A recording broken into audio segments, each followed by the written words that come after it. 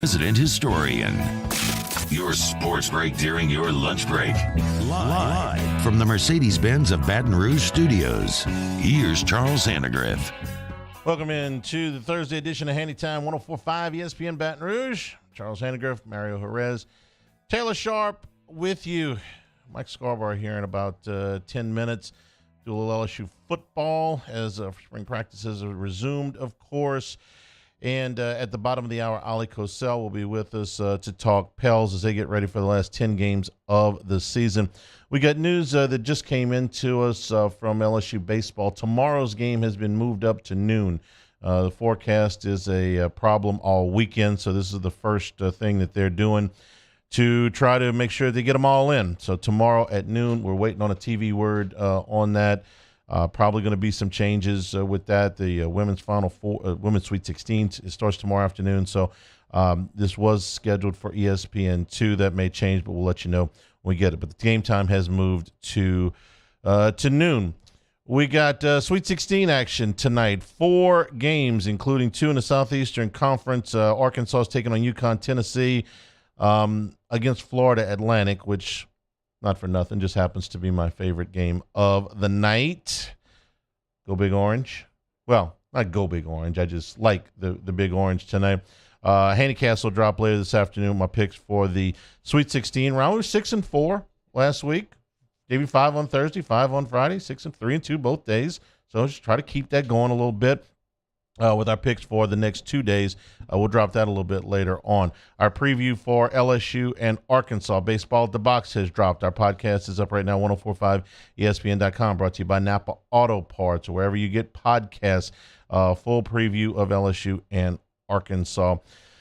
So all of that going on. And, we start with our best wishes going out to former LSU player Foster Moreau. And this is, just a bizarre story that in a routine physical with the Saints, Hodgkin's lymphoma was discovered. He is 25 years old and said yesterday he'll be stepping away from the game to fight this. Foster Moreau, if there's anybody you could, back to beat this thing, it would be him. There's just not an ounce of fight that the guy doesn't have in his body. But, kudos to the Saints medical staff and Dr. John Amos. This is the second time they have caught a potentially life-threatening ailment in a player in a physical. They brought in a long snapper named John Dornbos in 2017 when they found an aortic aneurysm. He was diagnosed after undergoing a physical. He had surgery a few weeks later. He retired from the NFL, but he recovered. Moreau is going to have to step away from football while he undergoes treatment, but they caught it. And God bless. Under other circumstances, they may not have caught it. So our best goes out to Foster Moreau. I know he's going to fight this thing with everything he's got, and we just we can't sing you any more well wishes. I know that Jake and T-Bob talked about this morning, and it's somebody that's very close to them. So best out to Foster Moreau. The news for Zion Williamson that came out yesterday depends on how you want to look at this. He has been cleared for activity, but will be out for at least wait. How long could it be? How long could it be? How long could it be out? That'll take 2 weeks. Really? Yeah, that's all. Any idea when you're going to? 2 weeks. Stop me if you've heard this one before. All right, so I have. Yeah. So here's the deal. With Zion, this is into his 4th year now. Whatever the Pelicans say, that you have to up whatever they've said significantly. I'll be honest, I miss this one. When on January the 2nd, they said he was going to have a right hamstring strain and that he was going to be out for 3 weeks, I immediately doubled that because whatever the Pelicans say, they either don't know or they're being purposely untruthful. I don't know which one. Doesn't really matter. Whatever they say with him, just up it. So I doubled what they said. 3 weeks? Nope, 6 weeks. 6 weeks got you to about the All-Star break. Thought, well, I could have doubled it again, and I'd have still been wrong. I have no doubt that Zion Williamson wants to be back on the floor. I feel for the guy. I'm assuming that none of this is his fault. He was in good shape when this injury happened. He has a unique body type, but it's getting frustrating from every turn. The organization's frustrated. The player is frustrated. The fans are frustrated. I understand how frustrating it was when he just went to Oregon and nobody said anything. Okay, that was bad too. So I appreciate the fact that the organization is at least trying to give updates on the guy. But it gets aggravating after you hear this, so many times. How long is he going to be out? How long will the job take? 2 weeks. 2 weeks. Just over and over again. I'm done making fun of that because I could just play the 2 weeks thing over and over and over and over again. What I have to ask now is why. Because I don't see where coming back 2 weeks from now, where the risk-reward factor favors the Pelicans or Zion Williamson. If he comes back in 2 weeks, there is no way in hell that you can assume that Zion Williamson is going to come back and be the Zion Williamson that he was on January the 2nd. There's going to be a ramp-up period. There's going to be a minutes restriction. We've been through all this before. And ordinarily, you bring a player this magnitude back from an injury like this, and you start slow, and then you try to build him up. They don't have time for that. If you start slow with him and try to build him back up, you have, at best, 3 games. And after that, if you make it, which is no guarantee either, you're in the playoff basketball when they actually play, when they actually care in the NBA. It's not like the regular season where they play 2 games, and if they're a star, they got to take, a weekend off and go to Aruba or whatever. In the playoffs, that's where they make their money, and they all know it too. So, all of these, I think I need to take a day off because, I trimmed my fingernails and, the little one didn't come out exactly even, so I got to sit out 3 games. That doesn't happen in the playoffs. They know that's where their money is made. Every player in the league and every star in the league knows. You want to dog it on a Wednesday in Sacramento in February, go right ahead. Playoffs, you better be out there. So you're going to throw him into playoff basketball after a game, 2 games, 3 games? I think it would have just been, and expect what out of him? 26 points and 9 rebounds a game? It's a little tall, don't you think, for a guy that's just going to have come back? What are the chances that Zion comes back? Everything meshes. He's played 12 games with Brandon Ingram. 12. So you're going to 2 or 3 more is going to make the difference? Everything's going to mesh together and you're going to go on a run? I guess it could happen, but I would think that the odds are long against it. Better to just shut him down now. Let the team know. Quit waiting for, somebody to come in and rescue you. Last year you did it without him. This year, put the group back together. I don't think they're going to get Jose Alvarado back in the last 10 games, but you got everybody else, okay? This is our team, Norman Dale. Try to, support what we are and not what we are not. Put this team together for the last 10 games and say, guys, Zion ain't coming back. Try to get him back in October when training camp starts. That's the next time you'll see Zion in a uniform in a game, in a preseason game. And good Lord willing, he'll be okay after that, but we'll cross that bridge when we come to it. He's not coming back now. You rush him back now. And you end up with something like what happened in the bubble. He went over there, was out of shape. They played him. He got hurt again.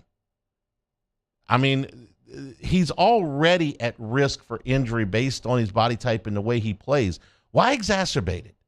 For what? For a game against the Minnesota Timberwolves that may or may not get you into a play-in, so you may or may not get beat by Utah or the Lakers, God forbid. Shut him down. Just stop with the facade. Stop with putting this off 2 more weeks ad infinitum, okay? Just shut him down. Tell everybody. So the fans will quit asking. The media will quit asking. The players will stop wondering. He's shut down. He can practice on his own. He can post all the dunking videos that he wants, but he's shut down because we're just not going to bring him back for one game to have him go tear something else. See you in October. The rest of you guys, you got everybody that you had last year at this time. In fact, you got a little bit. Well, you don't have Jose. I'm hoping that they get Jose back, in the next couple of weeks, but no guarantees there. But you got enough. You got enough to go out there and give it your best. And last year, that was good enough to get you into the playoffs. Do that again. Stop waiting on this. Stop turning this into a joke. Okay? Because if you're expecting Zion Williamson to come back off a 3-month layoff and a tricky injury and just all of a sudden be an all-star and you're going to go to the second round of the playoffs, I think that's foolhardy, my opinion. Take a break. We'll come back. We'll talk with Mike Scarborough. LSU football back at it. This is Hanny Time, 104.5 ESPN Baton Rouge. This is Hanny Time. Acura and Infinity of Baton Rouge. Right now, Infinity looking to buy your car right off the street. That's right. They'll buy it outright for cash. Go in 15 minutes. You will get a quote on your vehicle. You want cash? Fine. If you want to trade in on another vehicle, that's okay too. There's no pressure to buy. Or if you just want to find out what your vehicle is worth, they'll do that for you as well. Infinity of Baton Rouge has a fantastic certified pre-owned program. I talk about it all the time because there's just so many benefits to it. First of all, you're going to have a vehicle that's been through a rigorous inspection, back up to code to where they can give you a 6-year, 100,000-mile powertrain warranty with the confidence that your vehicle has been brought back up to code. Whether your specifications, mileage-wise, age-wise, cost-wise, are going to find a vehicle that's perfect for you. Certified pre-owned program means 1 year of prepaid maintenance, courtesy car when you bring your vehicle in to be serviced, and roadside assistance. Transparency in pricing, family atmosphere. Acura and Infinity of Baton Rouge. In times of need, get a full list of phone numbers, websites, and other important emergency information on the Demco Stormwatch page at 1045ESPN.com.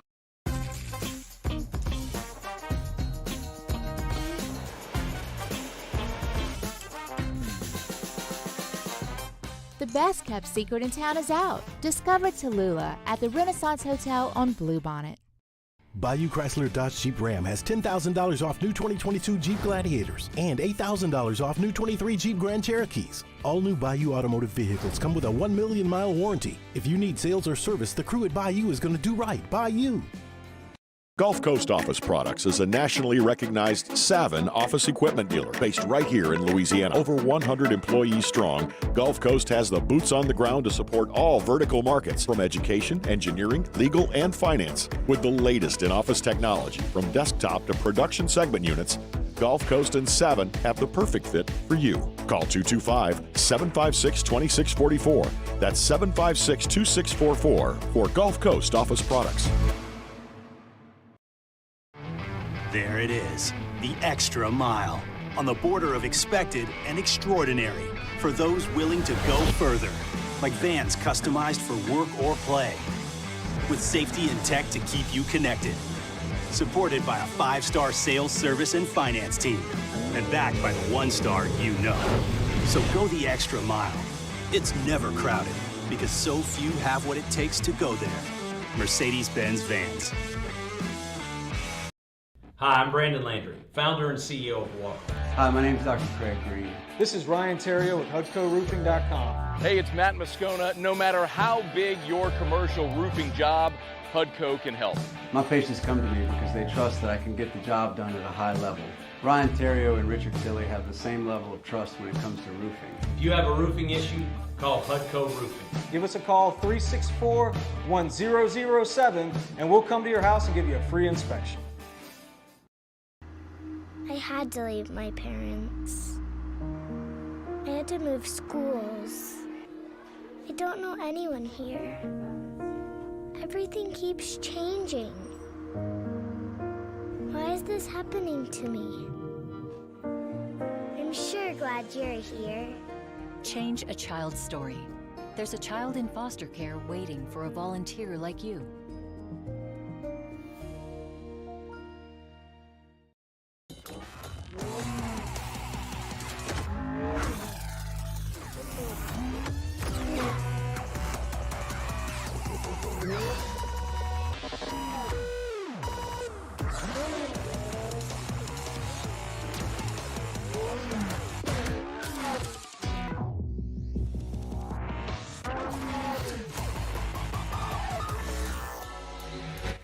Play-by-play of the 2023 NCAA Men's Basketball Tournament continues Thursday at 8 p.m., Friday at 6 p.m., Saturday at 4:30, and Sunday at 12:30, right here on your home for the 2023 Final Four. 104.5 ESPN Baton Rouge.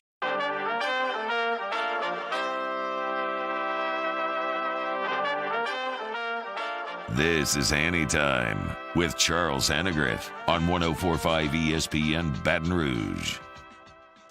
Remember, you can always get the show on demand, 1045ESPN.com, and, of course, podcasts on the NCAA tournament picks, plus Baseball at the Box presented by Napa are going to be dropped. Actually, the baseball one is already dropped this afternoon. Tomorrow's game has been moved to noon, if you missed that in the first segment.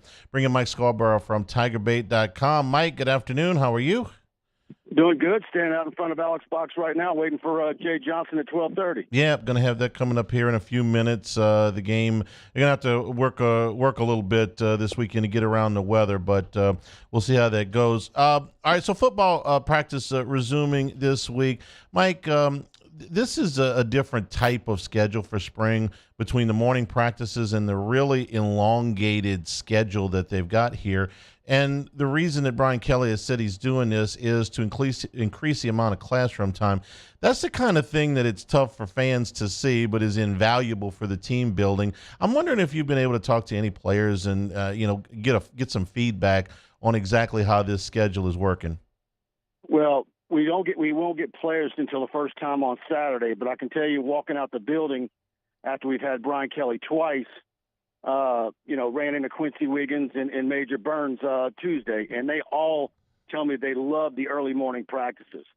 They've got the whole afternoon. We're in daylight savings time. They got daylight until 7:30, 8 o'clock, and so they've got their late early evenings and evenings all to themselves. So, but I think part of the classroom time is by necessity, just because they're so thin at so many positions. I don't know how they're going to scrimmage when you got 9 total offensive linemen out there. 3 of them are walk-ons. You've got your slim at running back. You've got a lot of positions. Tight end, your number one tight end's not. You've got a number of positions where you're just missing pieces, and it's. Other than doing situational work and some ones-on-ones, I really don't know how many play scrimmages they can actually do behind the scenes.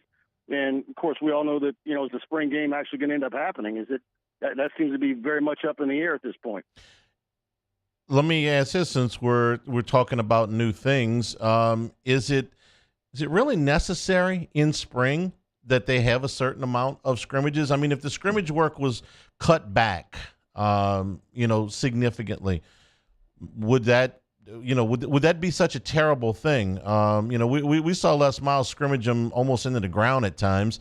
If you cut it back, the whole point of spring is to learn and not get hurt, right? So is cutting back the scrimmage time all that bad a thing? No, I don't think it is. And so is it one of these deals kind of like we were locked down for COVID, and all of a sudden they found some silver linings and some things that they incorporated and kept in place? Is it going to be similar this spring, where because of personnel numbers and guys rehabilitating after off-season surgeries, you got a number of kids that will arrive in May and June. Are they going to find that that was actually very productive the way that was, and we're going to do a lot more of that in the following springs? That remains to be seen. But I think Brian Kelly, he's got the attitude that he's not going to dwell in the negative. He's going to find the positive, and so. I think the classroom time's fine, but look, you still got some new faces there that you would like to get some heavier work, but a lot of that's going to have to wait until August. We got one of our guys in the Bayou Ford, Chad Stevens, says, "How big is the snowball downhill to not play the spring game now?" I'll tell you this, that would be fine as far as I'm concerned. Have another practice, get your work in. There is nothing that bores me quite to tears as much as a spring football game, Mike. I don't know how you feel about it. No, I'm with you. They're awful. The positive for the program is that it's an event, and they host a lot of recruits. They have a crawfish boil, barbecue, whatever they're going to do. That's usually what the spring game is, more of a celebration or an ending type of thing. But They can do all that. They do instead with that last practice. We'll see. Yeah, they can do all that. Ball crawfish, have a party, bring all the recruits in. Just don't play the game. I mean, it's just it's tough to get it in. All right, just some guys that have stood out to you. I mean, I know that this is a very limited amount that you can see and what we've got, but you talk to people, you've seen things, you go back and you watch the films, what they allow you to record. So, what stood out to you through just a handful of practices? Say it one more time. You cut out a second on that last part. Just some of the players that have stood out to you in just this limited amount of time that we've seen. Well, I really like what I see in Omar Spates. I like what I see in Savion Jones. Garrett Nussmeier, to me, looks like he's put on a good amount of muscle. I think Ricky Collins looks a lot more heavier than he was just months ago. And Trey Holly, first day in pads this morning. I sure like the way he looks. I like the way he was catching the ball on Tuesday at practice. Quincy Wiggins. I mean, but these are guys that just always look the part. And I sure like what I see in Toviano and the wide receivers. Jaylen Brown to me is a standout. That kid's going to be a beast. And I like Kyle Parker too, if you want to talk about newcomers. But all those kids are looking the part. And I'd like to see the full defensive line and the full offensive line out there, though. And but we're not going to see those. There's so many guys that we were looking forward to seeing. Probably no more than Aaron Anderson, and of course he was on the list of the guys that we weren't going to see. Let me ask you about Jaden Daniels, because I mean it's a given that they have asked him to take a leadership role here. Last year that would have been difficult for him just on the short amount of time he was on campus before he got thrust in there. But now, if I'm hearing Brian Kelly the way I think I'm hearing him, this is supposed to be his team. And I know a lot of that will happen in the summer. But what they wanted to work on in the spring was the things that he didn't do as well last year, getting the ball out quicker, being more decisive, pushing the ball down the field a little bit in the limited amount that you've been able to see. Are you seeing some of that? No, not yet. Not in the amount of time that we've had. We're seeing a lot of the same drills, negotiating dummies, going left to right, throwing either your right, throwing to your left, quick hitches. We haven't had that full-length practice yet. And so I'm going to wait to see what our next media email is going to be and what it's going to, when are we going to get that full deal? But maybe we aren't going to get that just because of the numbers issue. Yeah. There's no real, cavalry coming in the spring for the offensive line. So, again, you're looking for positives in this, given that you don't have a whole lot of reserves here. At least the first five are getting extra reps. Am I reaching here, or you had 6 scholarship offensive linemen out there this morning. Frazier wasn't there, and so you got Kels Bush from Carr, who moved from defensive line to the offensive line, and of course Fitzgerald West went from offensive line to defensive line. But you're waiting on Lunsford and Turner to get back from the knee, and you got Nakanoli and Martinez and Borderline all getting looks, getting moved around. But there's no 1 versus 2s or 2 versus 1s coming. Yeah. All right, Mike, I know you got to get to the Jay Johnson press conference. What's coming up at TigerBait.com? Got about 12 minutes of practice footage up on the site. Got our practice report up on the site, and in multiple recruiting updates. Kim Mulkey's talking at the same time as Jay Johnson. A lot of coverage from Greenville coming your way on TigerBait.com as well. All right, fantastic. Mike, we appreciate it. We'll talk to you soon. Okay, thanks, Charlie. Jay Johnson is scheduled to address the media here in about 5 minutes. Again, the game tomorrow has been moved up to noon with Arkansas. We'll take a break. When we come back, Ali Cosell from the Bird Rights. We're talking Pels basketball. When we return, it's Hanny Time, 104.5 ESPN Baton Rouge. This is Hanny Time. Don't forget the early start for the Sweet 16 today and tomorrow at 5:30. That's Michigan State and Kansas State. Will be at LaBerge through a good portion of the weekend on Friday and Saturday and Sunday, catching these games at the Barstool Sportsbook with the most fabulous screens you'll see anywhere. Really like the TV setup. Look, if the TV setup satisfies Jimmy Otto, it'll satisfy anybody. So you'll be able to watch all the games. Plus, they'll have LSU baseball on for you as well, so you can watch those things. Full service menu, whether you like wings, whether you like burgers, po' boys. If you're observing Lent on Friday, shrimp po' boy is one of my favorites. Over 2 dozen beers on tap. So many windows and kiosks, you're never going to wait in line very long to get your action down.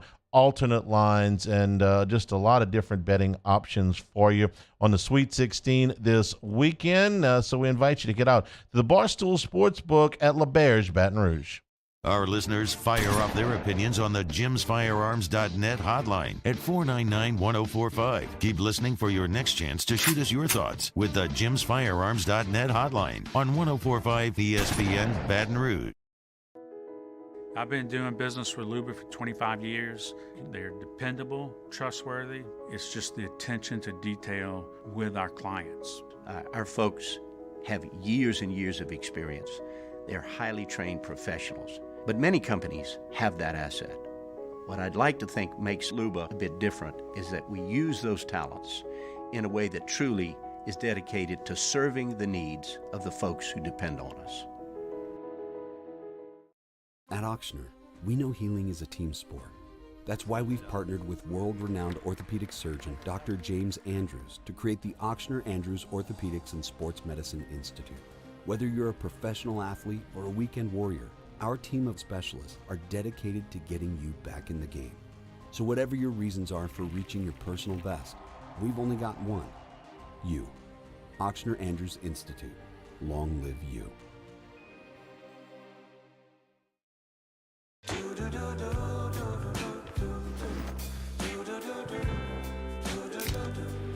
I've got that blue sky. I've got that sunshine.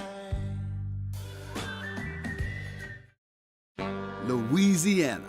It's a place defined by culture, by pride, by passion, by people who do more than love this place. They celebrate it, elevate it, champion it. They are the individuals who embody what makes Louisiana great. The companies that make Louisiana a better place to work and live. The nonprofits leading transformational change in our communities. Champions of Louisiana are all around us, and LWCC is proud to celebrate them because we've always been Louisiana loyal, supporting the workers, the innovators, the change agents of this great place we call home. Who are the champions around you? Together, we can share their stories. Together, we can help our home state thrive. Together, we are Louisiana loyal. Always.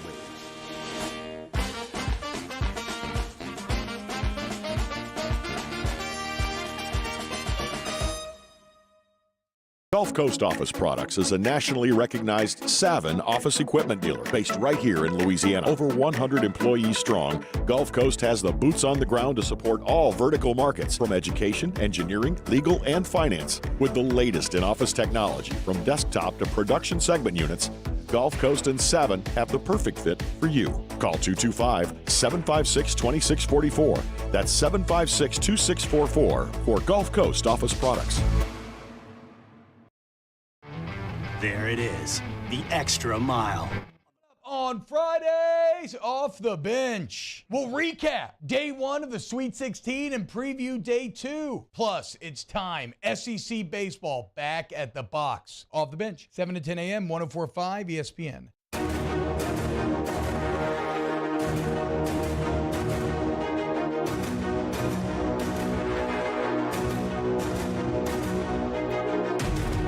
Failure happens to us all. This is Hanny Time with Charles Hannegriff on 104.5 ESPN Baton Rouge. And we're back here, Hanny Time, 104.5 ESPN Baton Rouge. Bringing our good friend Ali Cosell from the Bird Rights, covering the New Orleans Pelicans. Ali, good afternoon. How are you? How you doing today, Charles? I'm doing well. All right. Looking forward to seeing the Pelicans get another win tonight. Okay, yeah, this would be 3 in a row if they're able to get it. And listen, we're going to talk about the last 10 games of the season, but I got to ask you about Zion first, because this is what's been dominating the headlines over the last 24 hours. Ollie, give me the upside, give me the best case scenario for getting Zion Williamson back at any point this year, because at this point it does appear to me that this is the boy that cried wolf, and not Zion, but the organization. With this constant 2-week conveyor belt that they're on. Why not at this point just admit it, shut him down, and say, listen, we're going to try again with him next year. For the 10 games we got, let's take the guys that got into the play-in and then got into the playoff last year and just, I don't know, kind of have some closure to it, at least for the last 10 games. Well, unlike last season, there's legitimate, realistic hope by a lot of people that he can return this season. If you go back and just look at the timeline, he almost made it back right after he initially hurt his hamstring. He was at the 6-week mark when he retweaked it. And like I said, he was almost back. He was on 3-on-3. One more step was 5-on-5, but unfortunately he retweaked it.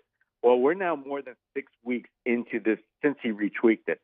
And I feel like from everything I'm hearing, he started running, he started jogging. It wasn't just yesterday, it was last week. So really the next step is just contact, and usually you can get that within a 2-week time frame, get that done, get up to speed. That's why I don't think they're ready to sign off, because like I said, realistically, there's a chance that we'll see him. I'll tell you what, if they can somehow get in the playing term or playoffs, I really believe that we'll see him again for sure. If they get him back 2 weeks from now, what are we looking at as far as a ramp-up period, minutes restriction, getting him back in? I mean, here's my concern. They're going to throw him back in on about 48 hours notice into something resembling playoff basketball, and something's going to happen, and it's going to be a long-term thing. Call me gun-shy at this point, Ollie, but right now, Zion being back next year in one piece and healthy is more important than getting into the play-in. I didn't feel that way a year ago. I thought the play-in was important a year ago. Now I'm more concerned about trying to get the guy back. I am as well, because look, we've seen he's not a quick healer, right? And No. In fact, you've got to really take care of him. And I don't think he's in supreme shape, nor will he be if he was to come back, right? So I sit on your side of the fence. I honestly do. I don't really see the upside here. The only real one is for Zion himself, right? He wants to play. He wants to get in the playing tournament. He wants to taste it. And of course, this fan base, they want to be able to, see that they're that's a sustainable success. All this stuff that's coming out of the front office from David Griffin and everybody else, that it's not just, just words, empty words. So you can see it on their sense, right? On why it's important to see if you can realistically bring him back and you're not posing a risk to him down the road, especially for some kind of re-injury that, we both know that if he was to maybe hurt that hamstring again, maybe it's a torn hamstring. Maybe he's now out for 6 to 8 months. Now it's maybe like Victor Oladipo, who took forever to come back right from that quad injury where he had ripped the muscle completely off the bone. So I don't know. I wish I had a good answer, Charles, for you, but I'm with you. I think you should be, let's be honest. They should take all the precautions. Because one, he gets injured a lot, and two, how realistic are the hopes that you're going to go far in these playoffs anyways, right? I mean, this team, you can understand it when they were 23-12 of having those hopes, but now, no way. Ollie, it's not like we don't have precedent here. What happened when they brought him back in the bubble? It had been, 2 months? No, he wasn't. It wasn't because he had been injured before that, but it was 2 months or maybe even 3 months of inactivity, more than that. It was from March to August. So all that inactivity, they threw him back in there, said, hey, look, let's see if we can get Zion in the playoffs. He got hurt. He left the bubble. And I'm sorry, three months of inactivity here due to an injury, and then you throw him back into playoff basketball. I'm sorry, I expect the same thing to happen. Yeah, it's that lower body injury, right? So obviously he can't condition. He can't stay up to par with for somebody with his frame that, he has to. Let's face it, he's got to be in tip-top shape if you really want to be able to talk about preventing further injury.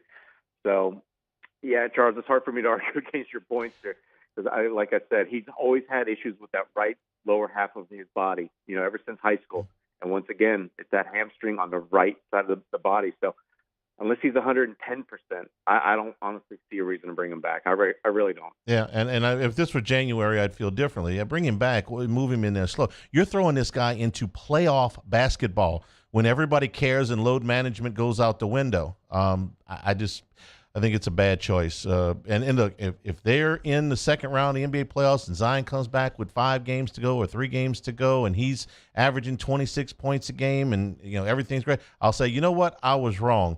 But if they put him back out there and he rips that hamstring or something else and he can't start next season, then I'm going to put this squarely on David Griffin. I'm sorry, I just put it straight on the front office. All right, let's talk about who the guys that are there, because minus Jose Alvarado, this is the group that they had last year that got themselves into the play-in, got themselves into the playoffs. So how do you feel about this group? Everybody else except for Jose is healthy in the last 10 games of the season. I know they've won 2 in a row, but you still don't feel overall. Spurs and the Rockets, Ollie. Spurs and the Rockets. I mean, exactly right. They're 2, biggest wins. Their first 2-game winning streak since what was it? I want to say since early February. Early February. That first week. Yeah, so it's not too much to get hopeful about this team. I mean, for the longest time, the starting lineup, once Brandon Ingram got back, struggled, and it was really the bench that was a saving grace. Now it's kind of flip-flopped over the last 3 games, so you don't really know what to expect. I do know that they're finally playing the way that I think we've all been asking them to, which, of course, is utilizing Jonas, right? Jonas Valanciunas. I think he was spectacular last season. He was a guaranteed 20 points when you looked for him last year. And for some reason this season, you thought they'd go to him once Zion got hurt, but they didn't. I think they tried him out for about a week, had some good games individually, even though they were losing. And then they went away from him. And suddenly now it became just a Brandon Ingram, C.J. McCollum show, right? Who can shoot more jumpers. And if they make them, Pelicans have a chance to win. If they didn't, well, we saw what's happened. So you're kind of happy in the sense that they're playing with better pace, going to like I said, the guys that they should on offense, right? Going to Jonas and such. So, maybe this will translate over the remaining games. And especially, after tonight, you've got to get, I think, 2 of the next 4, which are going to be on the road, right? In the Western Conference. The Pelicans are going to have to play better than 500 ball to make the play-in tournament, right? They're sitting outside the play-in picture right now. So, when you look at it from all these different angles, the defense has been pretty good. The offense has not been good, but it's showing signs. And yet now the tough schedule is about to get tougher, and they have to win as many games as possible just to get in the playing tournament. So it's hard to be that hopeful, right, Charles? Yeah. Here's another reason why I think that they should just say, listen, Zion's not coming back, so that Willie Green can get a rotation that he's comfortable with in the last 10 games and build towards that. I'm going to read you a couple things here. That we talked about this on the podcast yesterday, but the numbers for Jackson Hayes, Kyra Lewis, and Dyson Daniels have bounced around so dramatically. Jackson Hayes, the last 4 games, he's played 30 minutes total. The 6 games prior to that, he was averaging 22 a night. The 4 before that, he played 13 total. Kyra Lewis, the last 4 games, he's played 24 minutes total. The 3 games before that, he was averaging 13 minutes a game. Dyson Daniels is a little bit more complicated because of the injury, but since he came back, he had 1 rehab game when he came back. He was averaging 18 minutes a night for the first 6, and that number has been cut almost in half in the last 4. What's a good rotation for the bench? Because it's been all over the place. Yeah, it really has. But I'll tell you what, a lot of it's been dictated because of injury. So, for instance, Jackson Hayes, he only got run because Larry Nance was out, right? Larry got hurt up in New York, missed, I forget exactly how many games, but it was a handful. And so Jackson, of course, picked up those minutes. And just like he has all season, when the team's been healthy, Jackson hasn't been part of the regular rotation because he just hasn't proven himself worthy, right, of minutes. He hasn't really improved since his rookie season. That's so fair. That's fair. Move's Yeah. Understandable. Sure. Right. But yeah, with Kyra was playing well in these glimpses. So when Devontae Graham got traded, I thought maybe we would see a little bit more of him. But it looks like it has to be either because Josh Richardson came back right in that trade. It looks like thus he's going to go with either Willie Green, that is Dyson, or Kyra. And right now I think he's opting for the greater size and the versatility and the defense of Dyson, because Kyra, I know that he hasn't been given a lot of opportunity, but his last couple of games, he hasn't looked all that great. And I think, honestly, that really, weighs that. He factors in the equation. So I wish there was a more stable rotation. I do, especially when it's these young guys. And I feel like you should actually turn this into a more developmental last 10 games, because as we just talked about, I don't think this Pelicans team, even if Zion's back, they're not going to go very far in the playoffs, even if they make it. So why not go ahead and use this kind of as a springboard for you young guys that you still need to see a lot out of, right? They're going to be here next season. Let them utilize these 10 good games, right? It's playoff-like atmosphere games. I'm with you. I like to see him stick to some rotation and finish out, because Jackson, he's the only one that I don't, right? He's on the last year of his deal. Nobody sees him returning to the Pelicans, but outside of him, absolutely. Yeah. Jose Alvarado was such a spark for them during the run last year. I mean, his play, his attitude, everything, just love everything about him, and they've missed him while he's been gone. You hearing anything about whether or not he's going to come back? I think his season's done. Unless that stress reaction's completely gone, which it sounds like it's not, that requires a lot of time, right, to heal. I remember when Drew Holiday went through it here in New Orleans when he almost first arrived, right? I think it was his second season with the the Hornets back then. And it took him months, right, to overcome a stress reaction. So, no, I think Jose, the fact that his latest MRI says, no, you still got to stay sidelined, can't really do much. We're not going to see him again. I don't want to start talking about next season yet. There'll be plenty of time to do that, once the season is done. But for now, I just got to gauge your thoughts on the morale, I'm lacking a better word, of the front office, who's got to feel like, you know what, we put together a playoff roster, okay? We got a coach that they were playing hard for. We got the fans excited. We did all of this stuff, and 90% of what has gone wrong with us has not been our fault. And maybe I'm giving them more credit than they deserve, but that's how I would feel if I were in that front office. What's the morale like as they move? I know they've got to make changes, but what's that feeling like coming from them? Yeah, when I talk to everybody before games, after games, throughout the course of the season, it hasn't honestly wavered that much in terms of optimism for the future. It's just gotten disappointed, right? The fact that Zion, right, was missing some games here and there, and then, of course, he had the hamstring injury, and then he retweaked it. Same thing with Brandon. Taking, almost 30 games to come back from a toe injury. Again, all these factored into why the Pelicans fell off the face of the earth, right? I mean, they were swimming at the top with the Denver Nuggets for first place, and suddenly the team couldn't handle, right, any more missed games because the young guys were stressed, right? The Pelicans kind of lost their way. They stopped playing that 0.5 mentality. I think that's a big thing that's not gotten talked about. So a lot of things affected the performances on the court. That's why it's so hard for the front office to be upset, because they started the season well. The talent looked to be there, and a lot of people still truly believe in this talent. That's why I'm kind of still optimistic, right? I think that if you're going to make a couple of changes, maybe you can find another vet. You certainly need to add more shooting. But other than that, maybe get an experienced offensive coach, kind of like a coordinator for Willie, because he's made some mistakes, I feel like, or where there's areas that can be improved upon. And then, of course, you got to look at the training staff, right? I know they're vaunted, right? Medical staff led by Aaron Nelson. He's got a great track record with the Phoenix Suns before coming over. But tell you what, outside of that one season under Stan Van Gundy, Zion's been consistently hurt. And now we're seeing other guys too. I mean, the Pelicans are I think third in most missed games due to injury. That's just not good enough, right? You're going to have to become more durable if you want to have a legitimate chance. So I would look at that area as well. I think that's a great point, Ollie, and I don't think there's an easy answer, okay? You can point to the games that Zion has missed, and is that on Zion or is that on the staff? And maybe even the games that Ingram has missed, and is that on Ingram or is that on the staff? But you know what? Valanciunas has played 96% of the games this year. C.J. McCollum's played 90% of the games this year. Trey Murphy's played 96% of the games this year. Najee Marshall's played 93% of the games this year. Jose Alvarado, who's essentially got a broken leg right now, played 85% of the games so far this year. Herb Jones at 78% is a little bit lower. I got a hard time pinning this on the training staff, and they've been a popular whipping post for a long time, but now I look at the rest of these guys and I'm like, you know what? Most of these guys are playing. It's on the two big dogs to get on the floor. Yeah, that's a good argument. I don't want to lay it all on the training staff, but I have some issues, like, for instance, Dyson Daniels. We knew that he was having ankle issues. He sprained an ankle in Summer League. I think he had some issues with that in the G League. And sure enough, he's had a couple of ankle injuries this season. So I just wonder about the preventative side. Let's not forget C.J. Watt. He's been playing on a torn ligament now for over a month, right? If the Pelicans were not in, right, the play-in tournament, have any realistic postseason hopes, I know that he would have already quit the season and had surgery done. So he's another guy that's been kind of ailing. But, yeah, I mean, I don't know.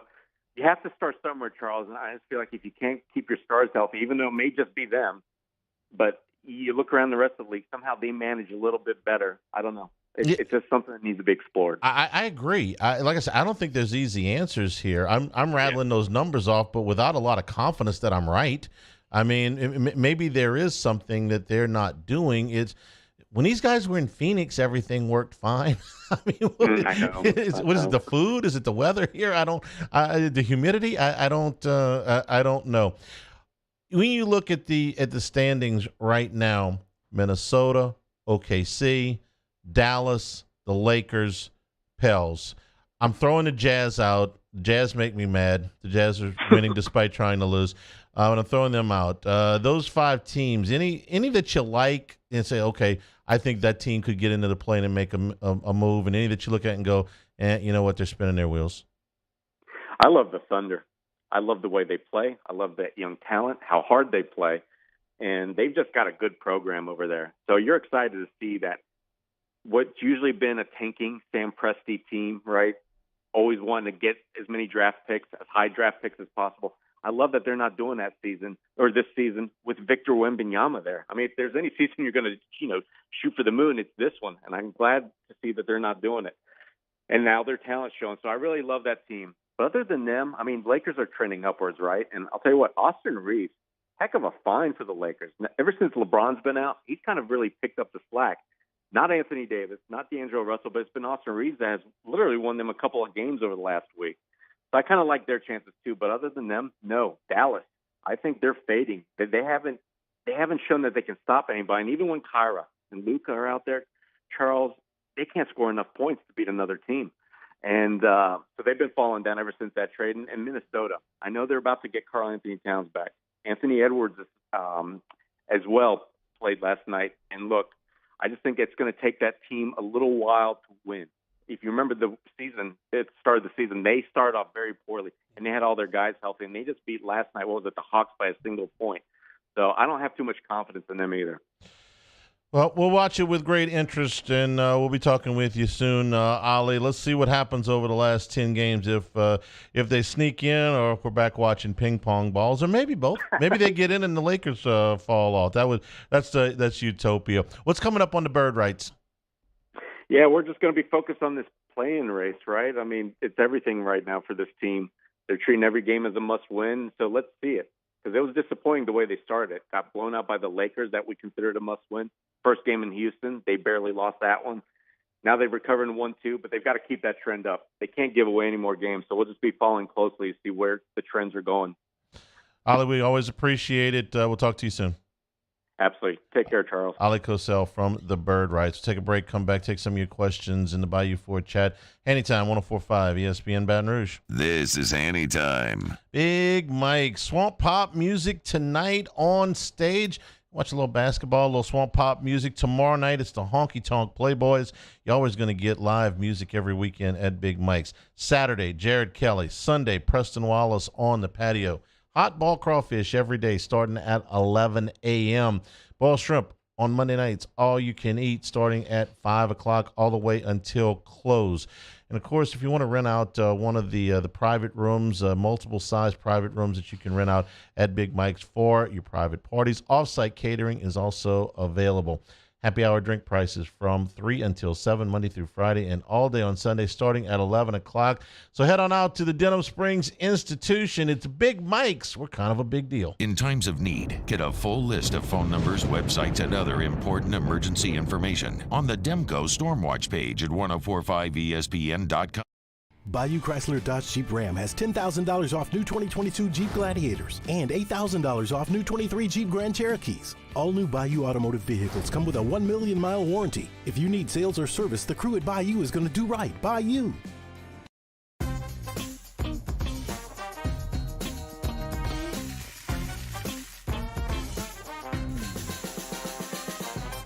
The best kept secret in town is out. Discover Tallulah at the Renaissance Hotel on Bluebonnet. I had to leave my parents. I had to move schools. I don't know anyone here. Everything keeps changing. Why is this happening to me? I'm sure glad you're here. Change a child's story. There's a child in foster care waiting for a volunteer like you.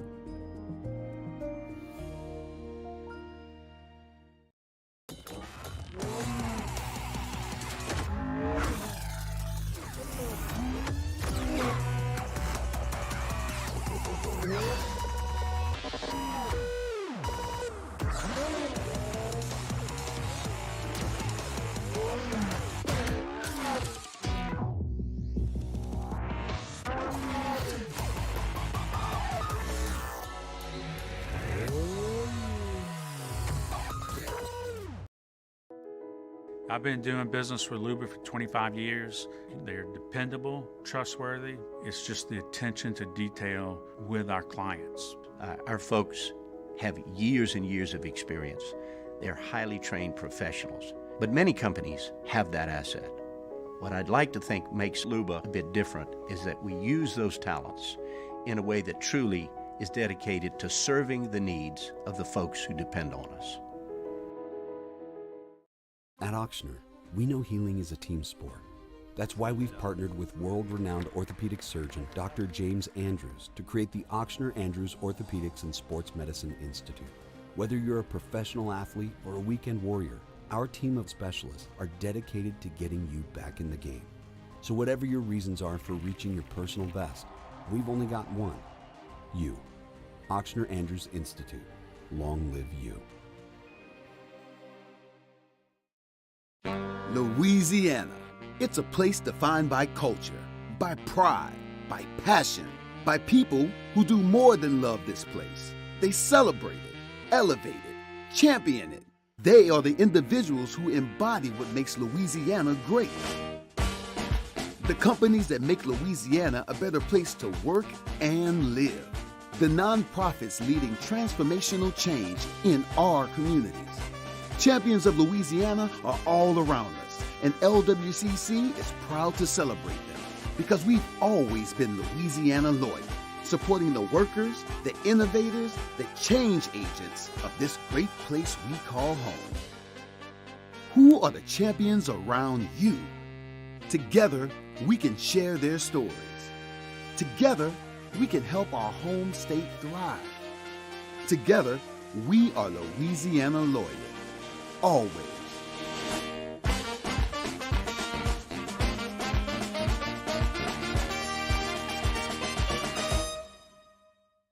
Gulf Coast Office Products is a nationally recognized Savin office equipment dealer based right here in Louisiana. Over 100 employees strong, Gulf Coast has the boots on the ground to support all vertical markets, from education, engineering, legal, and finance, with the latest in office technology, from desktop to production segment units. It's Hunt. Join me Thursday for the Hunt Palmer Show, previewing the madness. The Sweet 16 is upon us, and Joe Healy of D1 Baseball's SEC Extra Team previews the Southeastern Conference weekend on the diamond. Hunt Palmer Show, 1 to 3 weekdays, 104.5 ESPN, Baton Rouge. 104.5 ESPN is here with the $1 Million Bracket Challenge, powered by Acura Baton Rouge and Coors Light. See how you're stacking up and make fresh picks in a standalone bracket for the Sweet 16. The winner of this extra round will receive $100 in Pluckers gift cards. You must get your picks in before the first game tonight, March 23rd. It's the $1 Million Bracket Challenge, powered by Acura Baton Rouge and Coors Light. This is Hanny Time with Charles Hannegriff on 104.5 ESPN Baton Rouge. Want some help with your picks? The podcast we posted this afternoon. Give you a little preview. One of them is orange. Ask Hanny. When the SEC goes to 9 games, will LSU finally stop scheduling FCS schools? Oh, if wishing made it so. I'd love to be able to tell you yes, but the answer is probably not. So can I say for the gazillionth time that if they're going to insist on playing an FCS school, please play the damn thing in week 0? Do I need to go over my reasons again? I've given plenty of good reasons why. I haven't heard one good reason why not yet. Now, if you don't want to play FCS schools, that's fine with me too. Play those games whenever you want. But let's go down the list again. You're going to play an FCS school, play them in week 0. Number 1, get your players back to campus sooner. Less time out of the building, more time team bonding, less time they can go out and get in any kind of trouble in the summer. Sorry, that's just the way it is. Second thing, we hate these games as fans. Hate them, okay? Yes, I'm speaking for every fan out there. There are no exceptions. Everybody hates these games. But in week 0, we'll watch anything, okay? I mean, you may not like fried green tomatoes, but if you were on a deserted island for 30 days and you had to get by with just, eating the sand, fried green tomatoes would be delicious, okay? You give me a game with LSU against an FCS school in week 0, I'm watching. I'm having a tailgate party, man. I can't wait. All right, so that's the second thing. The third thing is, if you're going to play these high-profile season openers, have a warm-up game. Virginia Tech did it to you, they beat you. UCLA did it to you, they beat you. Florida State did it to you, they beat you. Oh, Harold, you see what I'm getting at here? Okay? And finally, the best one of all is if you move this garbage game out of the middle of the regular season, okay, take that game that's later in the year that's non-conference, move it up to that second or third week, move the FCS game that's in the second or third week to week 0, and take another bye week later in the season.